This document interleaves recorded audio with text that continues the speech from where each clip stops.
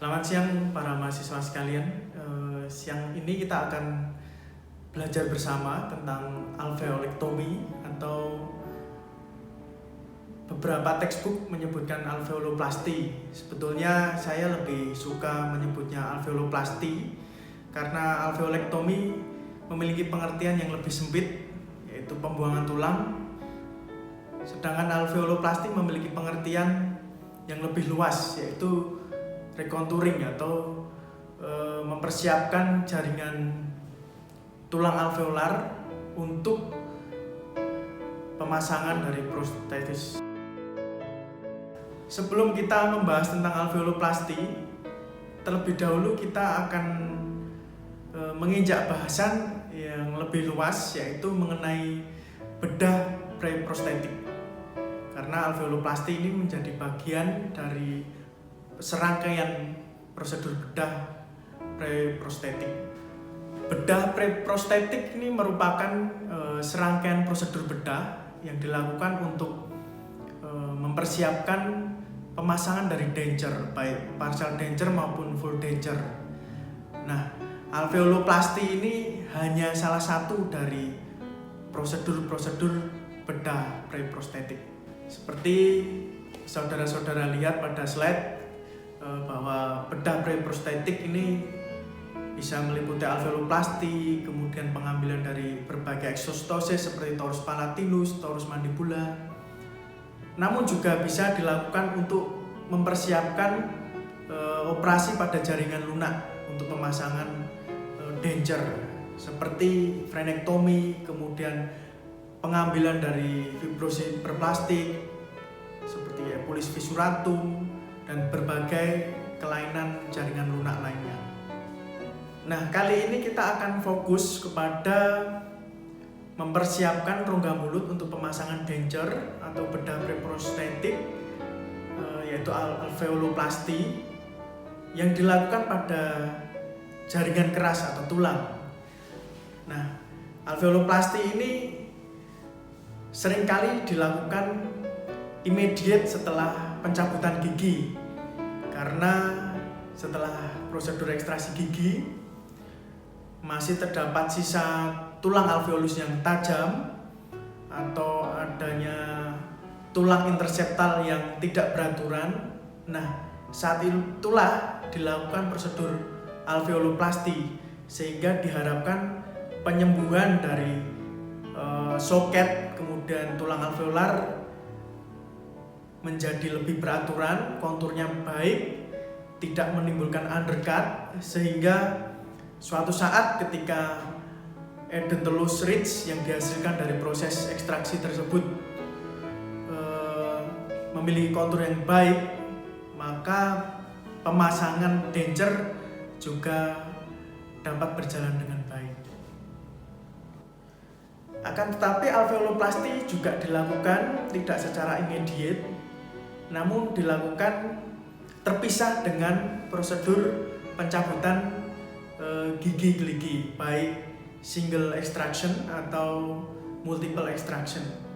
Apabila prosedur ekstraksi gigi dilakukan dalam jangka waktu yang telah lama, namun masih terdapat linyir atau tulang alveolus yang menghalangi pemasangan denture, maka dilakukan alveoloplasti sehingga undercut dapat dihilangkan, kemudian kontur dapat disesuaikan untuk pemasangan denture. Jadi saudara-saudara harus mengingat bahwa tujuan utama dari prosedur alveoloplasti ini adalah untuk mempersiapkan rongga mulut, untuk mempersiapkan pemasangan dari denture, baik partial denture maupun full denture, sehingga pada saat pemasangan atau fiksasi denture dapat berjalan dengan baik. Kemudian pada saat denture itu dipakai juga nyaman dirasakan oleh pasien, sehingga prosedur alveoloplasti ini adalah untuk menghilangkan atau meniadakan bentuk tulang alveolar yang tidak beraturan, kemudian menghilangkan undercut sehingga pada saat pemasangan denture dapat berjalan dengan baik, denture dapat melekat pada jaringan penyangga. Kemudian spikula tulang atau tulang-tulang yang berbentuk bulat-bulat dapat direkonturing sehingga bentuknya dapat mendukung pemasangan dari denture itu sendiri. Nah, saudara bisa melihat pada gambar yang ditampilkan ini merupakan tulang alveolar pada maksila yang protrusif. Ya, ini disebabkan karena pada rang bawah sudah tidak ada gigi geligi antagonisnya, sehingga pada gigi geligi rang atas pada anterior maksila terjadi pertumbuhan supraerupsi. Nah, pada saat dilakukan pencabutan gigi geligi rang atas anterior, ini masih menyisakan tulang alveolar yang protrusif. Nah, kondisi seperti ini akan menjadi obstruksi atau hambatan pada saat fiksasi atau pemasangan dari denture, sehingga perlu dilakukan prosedur alveoloplasti. Nah, pada gambar berikutnya saudara juga bisa melihat ada 3 gigi rang atas yang mengalami supraerupsi karena tidak ada gigi antagonis di bawahnya. Nah, apabila dilakukan multiple ekstraksi pada gigi-gigi tersebut, maka prognosis terjadinya tulang alveolar yang tidak beraturan itu sudah terlihat, sehingga prosedur alveoloplasti dapat dilakukan secara immediate, segera setelah dilakukan ekstraksi, sehingga tulang alveolar dapat dilakukan contouring pada saat bersamaan dengan prosedur multiple ekstraksi gigi. Nah, pada gambar berikut ini kasus lain, yaitu ketika ada single teeth atau satu gigi yang akan diekstraksi, yaitu gigi molar rang atas, akan tetapi sudah terjadi supraerupsi yang diakibatkan karena tidak ada gigi antagonis di bawahnya. Maka kita juga bisa memprediksi bahwa setelah prosedur ekstraksi dari gigi molar atas, maka masih tersisa tulang alveolar yang tidak selevel dengan tulang alveolar di depannya, sehingga kita perlu melakukan prosedur alveoloplasti atau recontouring dengan harapan ketinggian tulang alveolar sama dengan tulang alveolar yang ada di sekelilingnya, sehingga pada saat prosedur pembuatan gigi tiruan nanti didapatkan dimensi vertikal yang diinginkan, sama mulai dari anterior dengan posterior. Baik, kita akan sekilas belajar tentang prosedur alveoloplasti ini, tidak secara lengkap, namun hanya pengetahuan saja, karena pada teknik operasi yang lengkap akan kita pelajari pada video yang lain pada teknik operasi. Pada saat ini kita hanya kuliah saja. Nah, pada gambar saudara-saudara bisa melihat alveoloplasti yang dilakukan setelah pencabutan gigi, seperti yang kasus sebelumnya, yaitu ekstraksi gigi molar rang atas.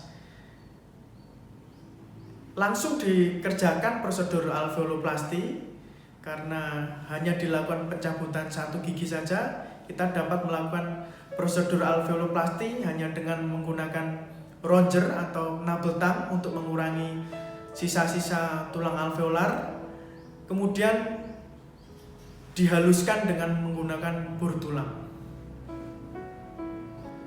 Penghalusan tulang alveolus tidak hanya dengan menggunakan bor tulang, tetapi juga dapat dilakukan dengan menggunakan bone file atau kikir tulang. Nah, setelah prosedur alveoloplasti ini kita mengembalikan flap yang telah dibuat, kemudian melakukan penjahitan seperti yang saudara-saudara lihat pada slide gambar. Kita bisa melihat jarak antara alveolar rang atas dan rang bawah sama, sehingga didapatkan dimensi vertikal yang sama dari posterior ke anterior. Diharapkan ini akan mempermudah prosedur pembuatan denture di kemudian hari.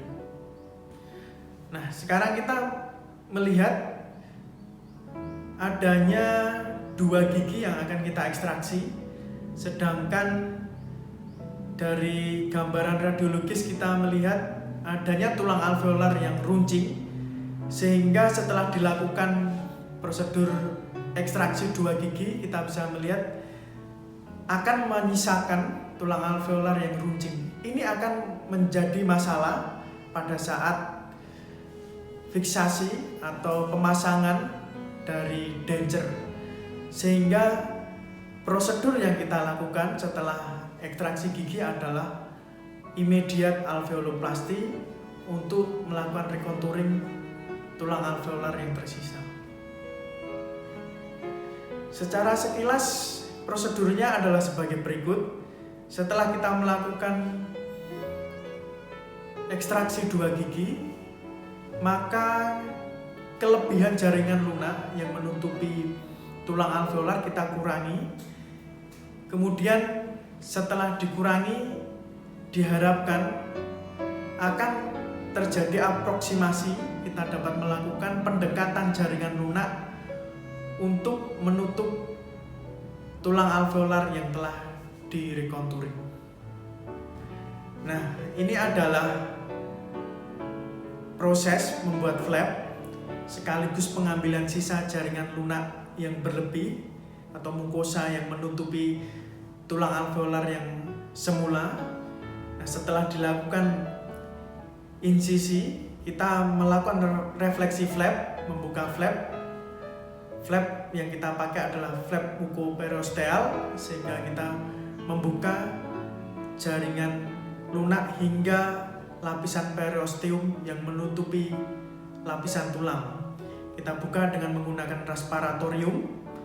Setelah akses untuk menuju ke tulang alveolar yang akan kita buang atau kita kontur sudah cukup, kita lakukan pembuangan tulang alveolar dapat menggunakan roger atau knabel tang. Kemudian kita haluskan dengan bor tulang atau dapat menggunakan kikir tulang atau bone file. Gambar ini menunjukkan alveoloplasty dengan menggunakan bor tulang. Yang perlu kita ingat pada prosedur pembuangan tulang menggunakan bor tulang adalah harus kita sertai dengan irigasi dengan menggunakan normal salin atau cairan NaCl. Dapat menggunakan NaCl 0,9% untuk mengurangi panas yang dihasilkan pada saat bor tulang bergesekan dengan permukaan tulang, sehingga viabilitas tulang dapat dipertahankan, sehingga tidak terjadi nekrose tulang. Setelah pengurangan tulang selesai, kemudian tulang alveolar selesai dihaluskan, flap kita kembalikan dengan aproksimasi yang bagus supaya penyembuhan jaringan lunak dapat terjadi secara primer. Kemudian setelah dilakukan aproksimasi flap, kita tutup dengan suturing. Saudara dapat melakukan berbagai macam teknik suturing, akan dibahas pada pertemuan yang lain atau video yang lain. Gambar ini menunjukkan kasus yang lain, yaitu pada saat setelah prosedur ekstraksi gigi didapatkan adanya tulang interseptal yang tidak beraturan. Nah, ini juga akan menghasilkan penyembuhan tulang alveolar yang kurang bagus, sehingga apabila tidak dilakukan recontouring akan menghasilkan kontur tulang alveolar yang mempersulit pemasangan denture di kemudian hari. Prosedurnya hampir sama dengan sebelumnya, yaitu saudara-saudara setelah menghilangkan atau mengurangi tulang interseptal yang tidak beraturan dengan menggunakan ronger atau knuckle thumb. Kemudian setelah itu dihaluskan dengan menggunakan kikir tulang atau bone file. Setelah tulang alveolar halus, maka flap dikembalikan dan dijahit dengan teknik suturing yang saudara pelajari. Contoh pada gambar ini adalah penutupan luka operasi dengan menggunakan teknik suturing interrupted. Hanya 2 jahitan dilakukan secara kondisional. Nah, ini hampir sama dengan prosedur-prosedur sebelumnya, tetapi kali ini saudara bisa melihat ada beberapa gigi yang harus dilakukan ekstraksi, sehingga prosedur yang akan kita lakukan adalah yang pertama melakukan multiple ekstraksi. Kemudian kita bisa prediksi bahwa setelah prosedur pencabutan maka akan didapatkan tulang-tulang alveolar, sisa-sisa soket yang tidak beraturan. Oleh karena itu setelah prosedur multiple ekstraksi, kita akan melakukan prosedur alveoloplasti yang dimulai dengan insisi dengan memotong tepat di tengah alveolus ridge untuk memotong papila interdental. Kemudian dilakukan refleksi dari flap dari gingiva hingga jaringan lunak yang menutupi. Kemudian setelah akses ke tulang alveolar kita dapatkan, maka kita menghilangkan tulang-tulang interseptal yang tidak beraturan, kemudian menghilangkan puncak-puncak alveolar ridge yang masih tinggi, kemudian kita haluskan. Kemudian kita lakukan perawatan luka dengan membersihkan sisa-sisa pengurangan tulang dengan irigasi dengan normal salin. Kemudian kita tutup kembali flap, aproksimasi. Kemudian kita lakukan penjahitan dengan teknik suturing. Dapat dengan interrupted atau dapat kita lakukan dengan continuous interlocking. Saudara bisa melihat baik secara diagramatik maupun secara klinis, soket yang dihasilkan dari prosedur multiple ekstraksi menghasilkan tulang-tulang interseptal yang tidak beraturan, kemudian juga runcing. Inilah yang akan dilakukan prosedur alveoloplasti.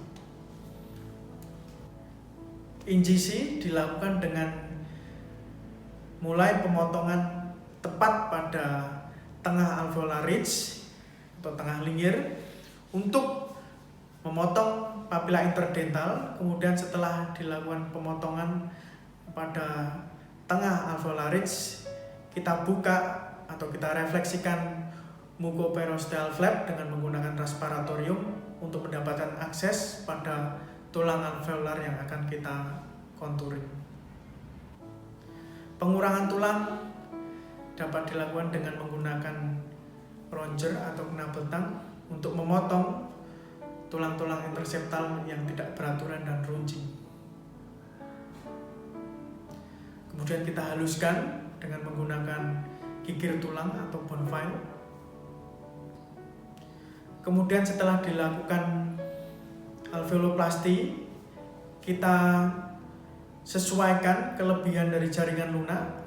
Apabila terdapat kelebihan jaringan lunak, kita lakukan pemotongan atau trimming supaya pada saat pengembalian flap tidak ada bagian jaringan lunak yang overlapping yang akan mengganggu proses penyembuhan, tetapi tepat sehingga diharapkan proses penyembuhan dapat berjalan secara primer. Kemudian luka operasi ditutup dengan menggunakan penjahitan. Seperti yang saya sampaikan, umumnya kita melakukan penjahitan dengan interrupted atau continuous interlocking, atau saudara dapat melakukan teknik penjahitan yang lain yang sesuai yang telah saudara terima. Nah, pada gambar kita bisa melihat tulang alveolar yang dihasilkan 2 bulan setelah proses alveoloplasti. Kita melihat sudah mulai halus, kemudian tidak didapatkan undercut, sehingga diharapkan kondisi seperti inilah yang akan mempermudah pembuatan denture nanti. Baik, kita berada di penghujung dari materi kuliah ini. Apa yang telah saya sampaikan di depan adalah sekilas mengenai prosedur alveoloplasti. Namun saudara-saudara bisa membaca dengan lebih detail pada textbook yang akan saya sampaikan di akhir perkuliahan ini. Saya harapkan saudara-saudara dapat mempelajari sendiri mengenai berbagai topik-topik yang saudara-saudara harus mengerti. Di antaranya bagaimana mengenai persiapan pasien. Dalam hal ini tentu saja pasien yang akan dilakukan prosedur alveoloplasti, terutama mengenai seleksi pasien yang akan kita lakukan prosedur ini, terutama mengenai medical history-nya. Kemudian juga mengenai persiapan dari operator. Saudara-saudara sebagai operator apa saja yang harus dipersiapkan, mulai dari teknik asepsis pada diri sendiri, kemudian seragam atau gaun yang harus kita kenakan, kemudian persiapan peralatan atau armamentarium yang perlu kita persiapkan untuk prosedur alveoloplasti ini. Selain itu, saya juga mengharap saudara-saudara barangkali telah menerima perkuliahan mengenai teknik sterilisasi instrumen, kemudian mengenai tipe-tipe dari flap, kemudian berbagai macam teknik penjahitan atau suturing. Ini juga perlu dikuasai sebelum melangkah pada prosedur alveoloplasti ini. Selalu saya mengingatkan bahwa setiap tindakan invasif yang dilakukan di dalam rongga mulut, maka kita senantiasa melakukan pemeriksaan objektif yang teliti, sehingga apakah pasien ini dapat kita lakukan prosedur alveoloplasti atau tidak, kita sebagai operator dapat menentukannya dengan baik. Sehingga saya menekankan pada slide ini adalah berbagai anamnesa yang harus kita lakukan untuk menggali riwayat pengobatan atau riwayat penyakit dari pasien yang akan kita lakukan tindakan. Saya harap saudara-saudara mahasiswa sekalian membaca textbook yang saya gunakan di dalam presentasi ini. Hanya ada 2 yang saya harapkan saudara untuk membacanya, yaitu Fragiskos dan Peterson. Mohon setelah perkuliahan ini saudara membuka topik-topik halaman-halaman yang berkaitan dengan kuliah kita pada saat ini, dan saya juga akan memberikan tugas pada saudara-saudara semua pada PowerPoint yang akan saya bagikan, dan saya harapkan saudara sekalian mengirimkan jawabannya melalui WA kepada saya. Apabila ada pertanyaan dari saudara-saudara mengenai perkuliahan topik alveoloplasti ini, dapat disampaikan kepada saya melalui media-media yang telah saya sediakan, dan saya harapkan mahasiswa juga dapat mengumpulkan tugas kepada saya sebelum waktu yang telah kita sepakati. Terima kasih, sampai bertemu di topik perkuliahan selanjutnya.